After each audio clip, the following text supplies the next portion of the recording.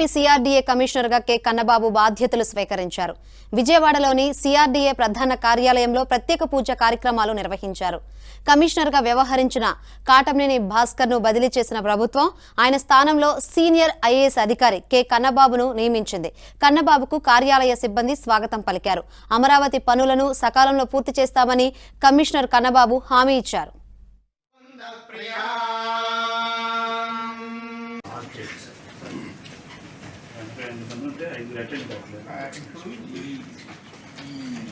దీంట్లో పెట్టేసుకుంటారు.